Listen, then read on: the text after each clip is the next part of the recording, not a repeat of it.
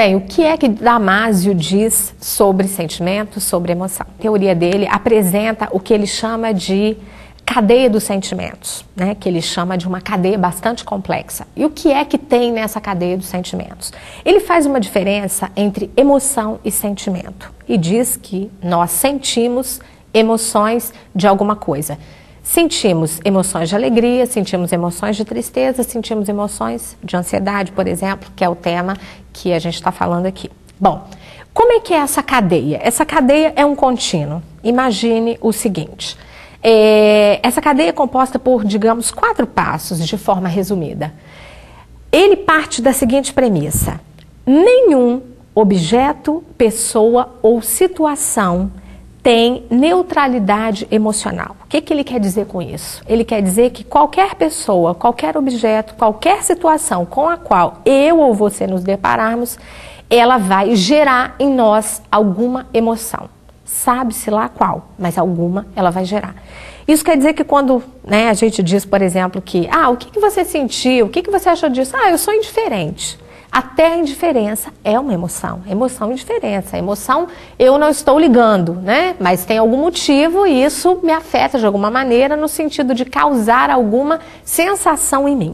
Então, o start da cadeia, ele ocorre quando eu estou diante de uma pessoa, de um objeto ou de uma situação que sempre será emocionalmente competente. Bom, esse é o primeiro passo. Aí eu vou para o segundo passo.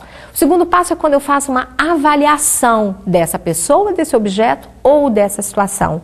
E essa avaliação que eu faço, ela me causa reações no corpo. Essas reações são as chamadas emoções. O que o Damásio diz é o seguinte, para você entender. Numa frase, ele resume muitíssimo bem, de forma bastante clara. Ele diz que o corpo é o teatro das emoções. Ou seja, emoção é aquilo que eu vejo no corpo das pessoas, né? Uma cara assustada, uma cara confusa, uma expressão de admiração, né? Uma expressão de raiva, de cara amarrada, são emoções, né? Emoções que estão sendo causadas, né, no corpo humano e que são públicas para as pessoas observarem e para quem observa bastante bem, vê até naqueles que estão tentando disfarçar um pouco. Bom, segundo passo, então, são essas reações se manifestando no nosso corpo. Terceiro passo, o que acontece depois que essas reações, né, se manifestam no corpo da gente? O nosso cérebro, ele faz uma leitura, né, dessas reações e ele cria mapas. Ele lê isso e traduz isso para ele, né? Então ele cria um mapa dessas emoções. O quarto passo, esse mapa, ele vai, né, as redes, né, neurais, as redes do nosso cérebro, né, do nosso corpo, do nosso sistema neurológico, elas fazem então uma interpretação de um estado desse corpo. Ou seja, é aquilo que eu estou sentindo em relação a essa emoção que está acontecendo no meu corpo, que aconteceu no meu corpo agora há pouco, há não sei quanto tempo, mas isso deve acontecer de forma muito rápida, porque as coisas aparecem no nosso corpo e a gente já tem uma ideia do estado que a gente tem. Ou seja, por essa ideia de Damásio, por essa teoria de Damásio, a emoção ela precede o sentimento. A emoção está no segundo item dessa cadeia, enquanto que o sentimento vai aparecer no quarto item. Primeiro eu vejo, eu avalio, as emoções aparecem, os mapas são formados e o meu cérebro cria uma ideia do meu estado corpóreo naquele momento. Bom, o que então que a gente pode perceber quando a gente volta lá para as respostas dos professores? Ora, o fato de um professor que até, né, o momento, até então, estava utilizando a sua voz, estava utilizando a sua expressão gestual para falar com os estudantes na sala de aula, para ministrar um conteúdo no qual ele é especializado. E ele ter que fazer essa transição para um novo sistema, né, ter que falar no vídeo, por exemplo, o professor ele tem uma... Né, ele é, digamos, descolado para falar ali presencialmente, face a face com as pessoas, né? Ele tem uma gestualidade, né?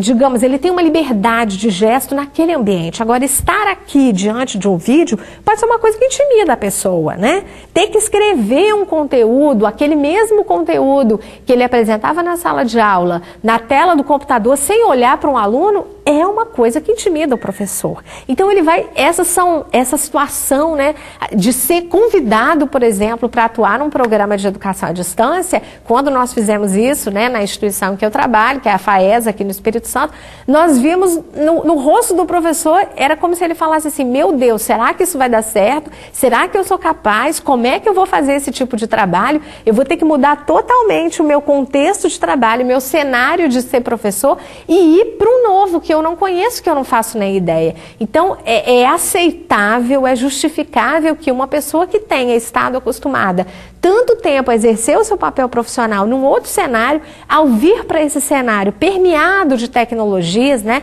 hipermediatizado, ele sinta essas sensações de frio na barriga, de nervosismo. Então, ser convidado para trabalhar na educação à distância é uma emoção, é uma situação emocionalmente competente para despertar no professor uma série de reações. A princípio, reações que estão no corpo, o frio na barriga, né, as mãos geladas, aquela cara de espanto, de será que eu vou conseguir?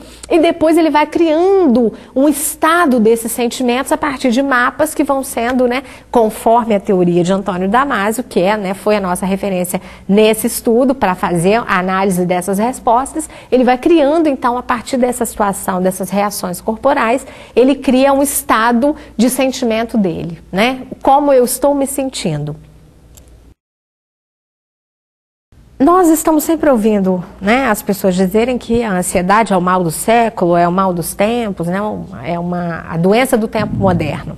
Bem, você já viu aqui, dizia que a gente tem que aceitar o fato de que a ansiedade está ligada à nossa liberdade de escolha. E se nós somos livres, então seremos ansiosos.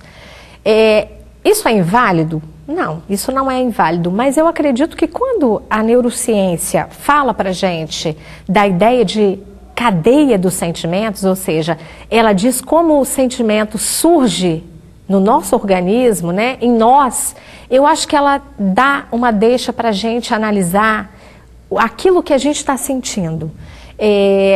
Lógico que trabalhar com educação à distância para professores que fizeram suas trajetórias de trabalho essencialmente na educação presencial, e eu acredito que esse seja o caso de praticamente todos nós, né? Pouquíssimos só trabalharam como professores na educação à distância, né? A maioria veio do presencial. Eu acho que a gente precisa então pensar em como lidar com essa situação. Bom, essa cadeia de sentimentos, quando a gente começa a analisar, ela dá essa deixa para a gente olhar para aquilo que a gente está sentindo, para a gente olhar para as reações que a gente tem diante das várias situações. Diante dessa situação de escrever um conteúdo num meio que a gente não conhece, diante da situação de estar longe do nosso estudante ao escrever esse conteúdo, ou apresentar esse conteúdo, diante, por exemplo, do silêncio, né, que a gente pode perceber e pode encarar num fórum de uma disciplina, né? É muito comum o silêncio acontecer e às vezes a gente fica pensando como lidar com isso, o que eu tenho que fazer para que esse silêncio se rompa e as pessoas comecem a discutir de uma forma viva aqui nessa comunidade de aprendizagem.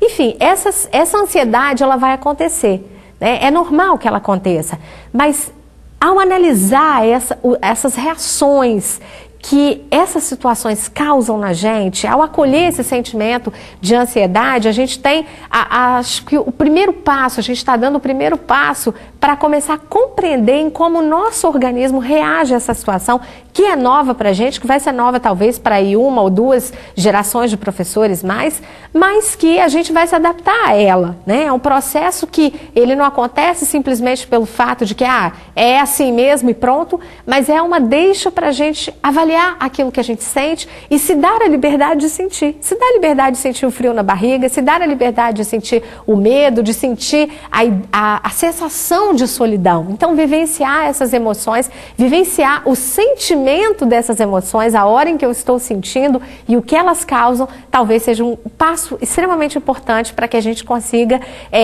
dar um jeito na nossa ansiedade, trabalhando com a educação à distância, mas vindo de um sistema bastante diferente dessa modalidade. Obrigada, até a próxima.